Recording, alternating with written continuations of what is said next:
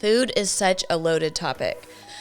Food is attached to weight, and weight is often attached to worth. Yes. And so there's just so much here as we talk about food. Yeah. And to be honest, in our country, we don't have a healthy food culture. Right. And we don't have a really healthy way that we see our bodies. Mm-hmm. And so as the mom in the house, we already have all this kind of messed up stuff in our minds that if we're not careful, we are passing on to our kiddos. You know, God made both our bodies and food, and God has good plans for both. But the enemy, who we call Satan, he wants to malign both. He wants us to see ourselves and the food God created incorrectly. You know, it's his oldest trick. The very first trick in the Garden of Eden was to get Eve to see herself as lacking and to tell her that food was the answer. Hey moms, welcome back to the Gather Moms podcast. We are so happy to be with you in our second episode in our series, Mama Said. And we are talking about all the things that moms have said in past generations and things that we say to our children. And some of those are good and some are not so good. I'm like more aware of it as we're in this series, like the things I say that I'm like, oh, I say that all the time. Yeah. Or I'll ask my kids, do I say that a lot? Just to see what gauge their response. So well, and on this particular topic, as I was writing this episode, I actually checked in with my older kids to ask them what they have heard me say about this topic, because it really gave me an opportunity to lean in or offer correction or repentance for things that they've heard me say along the way. Yeah. So that was really cool. And I hope that for you too, mamas, you know, like as you listen to this, that it may bring up conversations with your kids where you have an opportunity for a course correction along the way. That's right. Because we talked about that last week, that it's okay for us to decide, you know what, I don't want to do it that way anymore. That's right. Or I need to adjust the way I'm using words in this season of life. Yeah. So this is episode 158, and this is Mama Said, You Shouldn't Eat That. Oh, okay. Let's go there. Please don't say you shouldn't eat tacos, because I can't do that. There is so much around, you know, what are potentially our moms, our parents, our grandmoms, our aunts, or just kind of what we heard from the world about what we should and shouldn't eat. And it could be a little bit of a heavy, no pun intended, topic. So I wanted to start out on a little bit lighter note. Okay. Because I was thinking about, like, growing up, you know, if my mom would have said to me, you know, you shouldn't eat that, what were the things that we were eating as snacks in the 90s? You know, what were our go-to snacks in the 90s? So I know you don't remember. I'm about to say, you asking me to remember something. So I came up with, I actually looked up, like, what were the go-to snacks of, you know, 90s kids? Like, when we came home from school, what were we eating? What were we packing in our lunch boxes? Oh, okay. Now you say that. What did I eat when I came home from school? I might have an answer for that. Okay, what did you eat when you came home from school? Oh, this is going to I'm embarrassed. What is it? Okay, do you remember instant mashed potatoes? Yes. It was the box of flakes. Yes. And you added water or milk and stirred, and it became mashed potatoes. Okay. I ate a bowl of instant mashed potatoes, and I drank a soda. Wow. Life in the bubble was instant mashed potatoes. Ma'am. Is that Did Judy astronaut food? What is Did Judy instant? not stock all the, like, prepackaged things? No, Judy was a high school math teacher. So I came home from school by myself. Okay. And she was stressed. I mean, it was hard work. Yeah. And so I don't even know that she cared what I... Sure. But no, I don't remember any prepackaged snacks in our house. Okay. Like, okay. I'm like thinking of my kitchen right now going, I have no idea.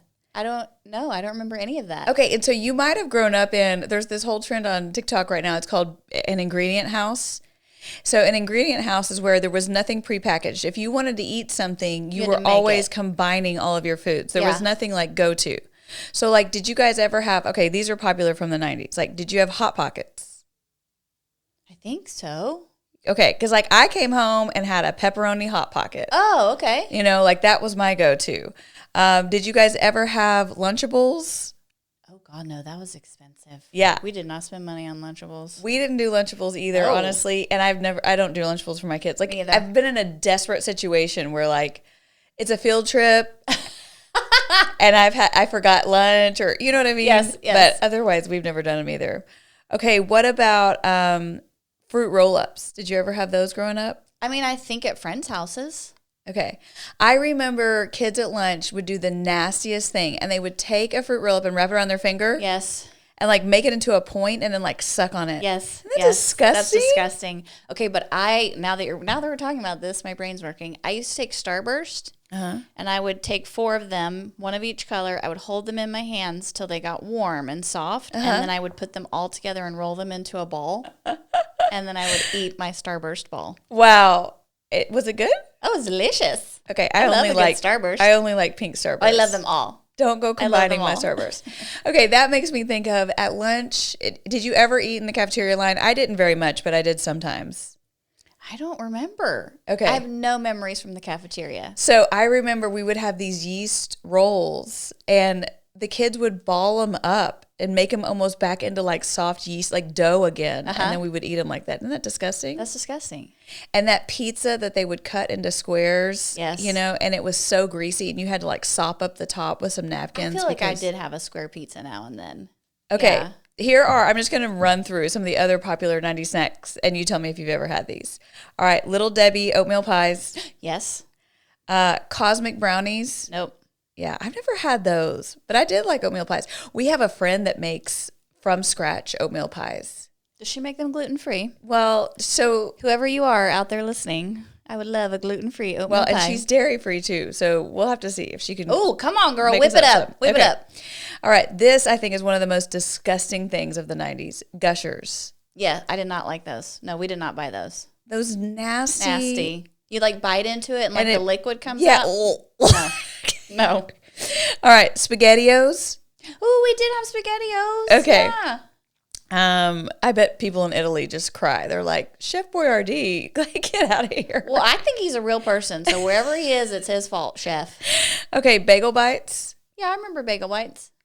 Toaster strudel. Oh, I loved a toaster strudel. I do think we had toaster strudels. Because now I want to buy them for my kids, but I feel like there's so much sugar in them that I'm destroying them by buying them. Oh, that's part of our talk probably today. I'm like, you can't have a toaster strudel. There's too much sugar in that. You can't eat that. Okay, I have to go back to Bagel Bites. I think it's pizza in the morning, pizza in the evening, pizza at supper Bagel time. Bites, though, I feel like has this whole thing. On a bagel, you can eat pizza anytime. They say it's healthy. Like, I feel like Bagel Bites are like, look at all the protein and it's got to be. I mean, toaster strudel. So I was trying to be fun mom, and I got some for my kids, and they were like, we are not in with this. They didn't like it. I couldn't believe it. Oh, I love a toaster strudel. Dude. I think it's delicious. Okay, and then like Hawaiian Punch, Sunny D. Do you remember those drinks that it was a plastic bottle, but it looked like a bottle, but it was plastic, and you turn the top. They still have those. I bought those the other day for Abby. Did you really? They're like Kool-Aid jammers or something. Yeah. Yes. Okay. Again, in my mind, I'm like, there has to be a ridiculous amount of sugar in that cannot be good for you. And then Dunkaroos. Okay, I remember when Dunkaroos came out. Remember, the only kids that had Dunkaroos in their lunchboxes were the bougie kids. I was about to say, that's a bougie kid. Mm-hmm. You know, it was like, wow, you are next level. You got a Dunkaroo. And the girls that I ate lunch with, whose moms stayed at home, they always came to lunch with they had Dunkaroos. They had these their sandwiches were pre-cut in half. And they always had a can of Sprite. And their moms, to keep the can cold, yes, they would wrap the can in a paper towel and then wrap it in foil. We did that. Yes, girl, I did that. Did you? It did not work. I mean, I don't think so, but I remember thinking, they got Sprite at lunch. Their moms packed it for them. I feel like having an actual name brand soda in the 90s was bougie. Because we drank the off-brand. It was like Mr. K or Special K or Special K. It was the Walmart soda. We were the generic soda drinkers. Yeah, that's hilarious. So now that I think about that, I don't know that it was Dr. Pepper in the afternoon. It had to have been like Special K, which I feel like is a cereal. Some all I know soda. is we weren't drinking water. How we survived. I never drank water. This generation cannot take a step without having some stainless steel water bottle on their hip. Yes. And we were just out here living our lives with soda and not a lick of water. That's all we drank at my house. That was the one thing my dad would let us have. He would let us have soda. I'm like, wow, Dad, that was really nice of you. I mean, it was generic, but we could have soda anytime we wanted. Okay. Oh, Okay. yeah.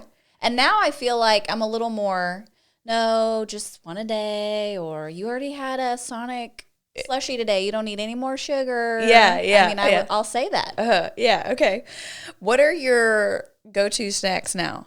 Are you still on the cheese balls? Can you do cheese balls as a gluten-free person? Yeah, they have gluten-free cheese balls. We don't buy those anymore, though. My kids, Judd is my health nut, so he eats like that, like low-calorie popcorn. Yeah. Smart Pop or Skinny something. Pop. Skinny Pop. Yeah. We do lots of Skinny Pop. Yeah. And Abby loves cheddar Pringles. Cheese Pringles. Cheddar Pringle. Do you snack, though? Do you ever have any snacks? Yes. Do you know what it is? What is it? If anybody hands me this at any time of the day, even if it's 8 a.m., I'm going to eat it. A Dorito. Really? I love Doritos. They make me happy. Straight up regular. Straight up nacho cheese, red bag Doritos. Okay. And I haven't bought generic versions of them. I'm bougie. No, listen, there are some things that are not the same. But when you're gluten-free and you find a snack that's gluten-free, you're like, score, Snickers and Doritos are gluten-free. Yeah. So I'm in. Yeah. Okay, good. No, my kids are mostly like, their snacks are like, yeah, we do Skinny Pop, Pirate Booty, Cheez-Its, Goldfish, which, by the way, apparently Goldfish have all these extra ingredients, whatever. I can't. I'm sure they do. Yeah. So do Cheez-Its. Yeah. Those things cannot be good for you. It says 100% real cheddar, ma'am, on the box. I wish I could see my face right now. Yes. So the thing with food is, as moms, we are constantly managing what our kids eat. I mean, from birth. Like, one of the very first things we do with our babies is feed them. Yes. And then we never stop. You know, we just are feeding them. Yes. Our relationship with them is so intricately tied to food. Like, it's a key component of our relationship with them. When they're little, you know, from newborn to very early toddler, you know, probably like 1.5 or so, you have a lot of control over what they're consuming. And, you know, many of us feel the pressure. I wonder what messaging you heard, like, you know, feeding them young. I had all this pressure about giving them only organic food, and we were broke as a joke with our first 2 kiddos. And so, you know, I wanted to give them organic baby food. So I made all my own food. It was a huge cost saver, but it was so time consuming making all of that food. Freezing them in ice cubes. Yeah, freezing those ice cubes. Girl, my favorite thing was going to stand in front of that baby food aisle at the grocery store and be like, ooh, what little can I buy today? It was for so this expensive, though. Oh, no, I just did it. I was like, ooh, they mix sweet potatoes with apples and oatmeal. That sounds great. Let's try that. Gosh, I can't even imagine. I remember it being like, what, like $1.25 per little package or something? But remember, I bottle fed the boys. So I was already forking out a mortgage to feed my children. Kids. So I was like, what's an extra $1.25? I mean, come on, that's cheap. Okay. And I was, so, I mean, it was a huge cost saver because I just bought like flash frozen organic vegetables and fruit for the most part. Or like, I mean, sweet potatoes are cheap.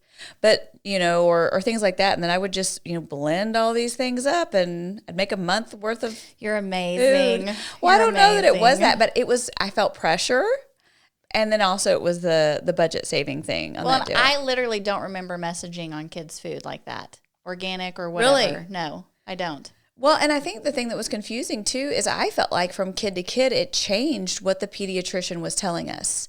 So like with the very first kid, the messaging was, hey, as you introduce new foods, you know, only introduce one food at a time so you can see how their body is responding.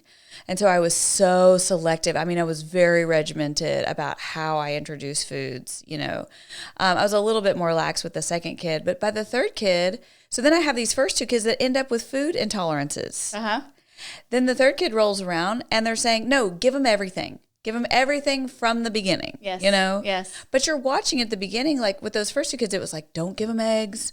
Don't give them peanut butter. Honey. Don't give them honey. Good botulism, whatever that is. Yes. You know? Yes. And so you're just so regimented about, you know, when can I start giving them food? Can I give them rice cereal? You know, because really you're just wanting those babies to sleep through the night. Yes. So it's like, could I put a little something in this bottle? Yeah.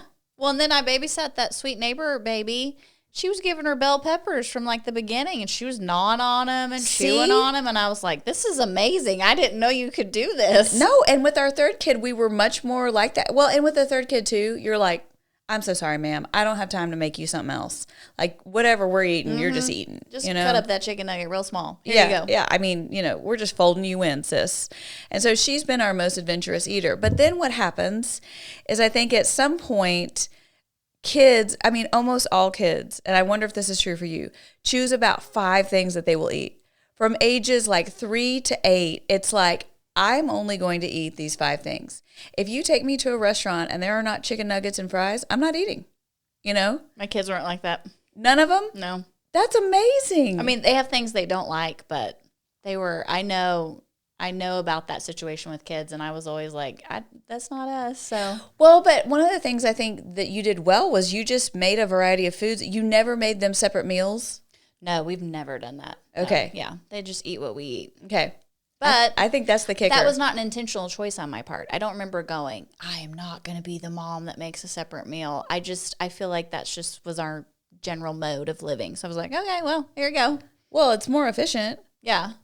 But yeah, I mean, I think from the beginning, well, and then I had these 2 kids that had, Caleb had egg and peanut. And that's the thing. We didn't have food allergies, so I could do that. If you have food allergies, that's a totally different situation because now I'm making separate meals for myself. Okay. Because of my food allergy. There you go. Exactly. And Lydia had dairy. So then like from the beginning, I was kind of working within this one wheelhouse of like, I know they can eat all these things, Yep. But we did get to kind of a breaking point about 5 years ago where I was like, no more. At whatever meal I'm making, everybody is eating this. Yes. And if you don't want to eat it, that's your choice because I'm not making 2 dinners anymore. It's too hard. Yeah. Yeah.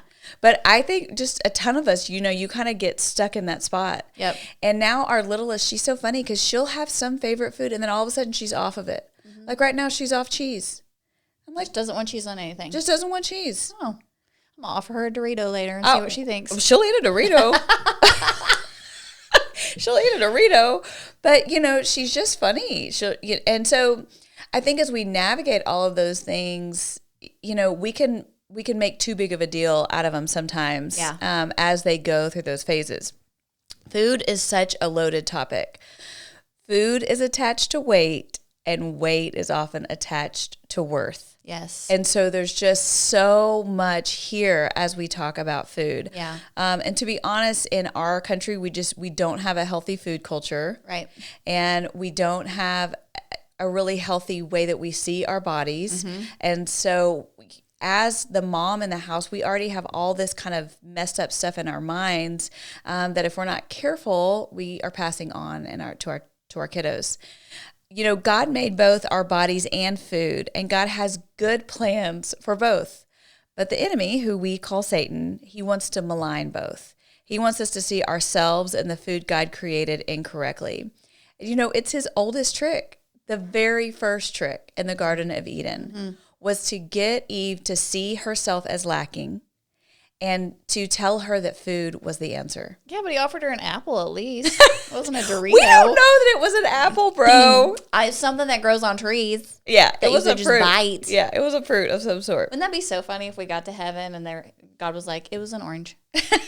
Like, we'd almost feel so bummed. Like, oh. Yeah, y'all been painting this wrong the whole time. This apple in the picture was so pretty. Okay, she had to peel that thing before she ate it, too. That's a lot of work. But because of our incorrect beliefs about our bodies and food, we have been passing down damaging phrases from generation to generation. And so I went on socials and I asked if women would tell me things their moms said to them that were harmful. And I intentionally put out a trigger warning. I was like, hey, if you're still working through some of this stuff, skip this. And so I want to just say to you guys that are listening to this may be a triggering conversation for you. And so if you're just in a really vulnerable place and you need to skip this episode, please feel free to go ahead. Otherwise, I hope that you would allow God to let's bring some of these things out into the light. Mm-hmm. Some of these things that have lived in the darkness, let's bring them out into the light, and let's start to kind of talk about some of these things so that God can use us to be chain breakers here. But I asked them about phrases that they had heard from their moms, and I'm going to share a few of those. But I want to note that by and large, the majority of people said that it wasn't something their mom said to them. It was what the mom said about herself. Yep. That they then internalized as being true about them also. Correct. Yeah. Because they thought, if she is saying this about herself, well, surely that's true for me too. Right. And one mama said she looked at her mom and her mom was so beautiful.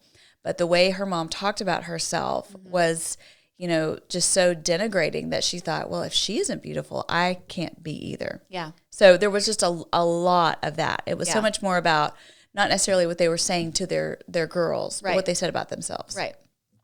So this first phrase, I'm sure you've heard this before, but this came up a bunch of times, and it's this one.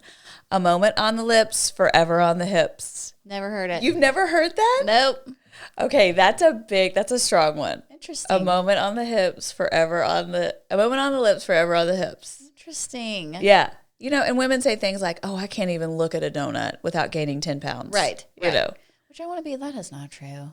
Well, I know it's obviously an exaggeration, but it's something you say where you start to think about food as, oh, if I eat that, I'm going to, gain so much weight. Yeah. Right? Yeah. And if I gain so much weight, well, that's the end of the world. Yes. Yes. The intensity with which it plays in your life. Yeah. Yes. Yes. Okay. The next one, and this was really interesting. So, and I had some weird concepts about this too, because I think growing up, I always thought the ideal woman was a certain weight.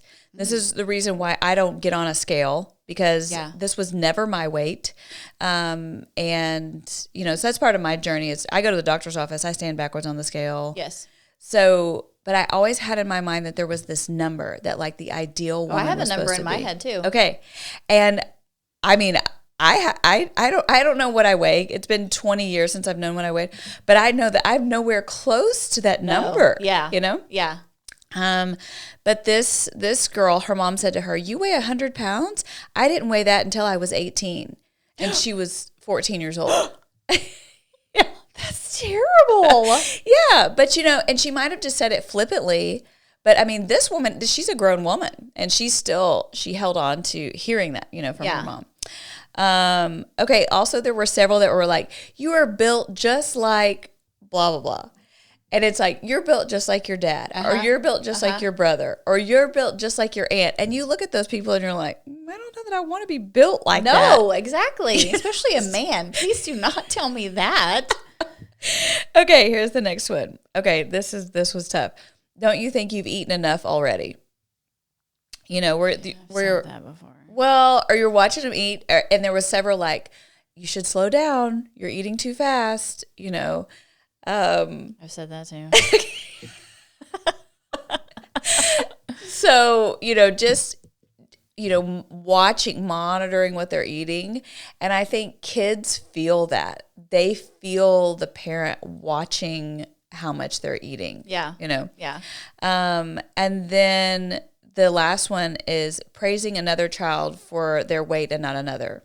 There were several there where it was like, the sister got praised for, oh, you can eat anything and you're so thin. And the other sister never was. Yes. And, so then they obviously internalized that as like, oh, she's getting praised for this and I'm not. That means she's good, I'm bad. Yeah. I think we all probably grew up hearing some version of clean your plate and you'll get dessert, or a happy plate is a clean plate. My husband, they grew up, they had dessert at every meal.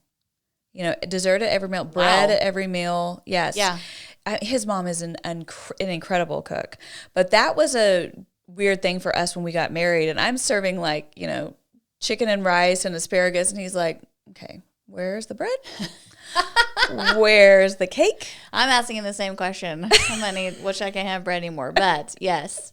No, and I say to my kids, sometimes I'll be like, y'all, we don't have dessert with every meal. Yeah. Like I've said that in my family. Yeah. Morally because I'm lazy. And I'm like, I am not making you people dessert too. No, but I just think that's an unreasonable expectation to think, dessert is something that we have every time that we eat. I don't know.